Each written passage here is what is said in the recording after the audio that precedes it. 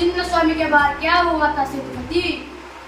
जिन जिन fans के टीमों के साथ आईपीएल ट्रॉफी थी उन्हें हम इज्जत के साथ ग्राउंड के बाहर ले जा रहे थे, तभी आरसीबी के लॉयल फैंस आ गए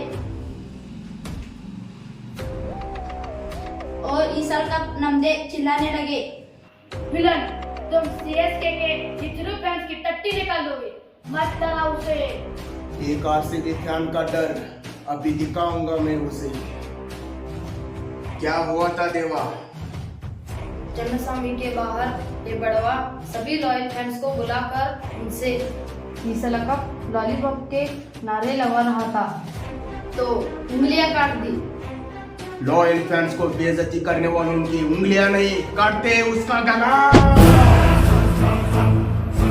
विलन, आरसीबी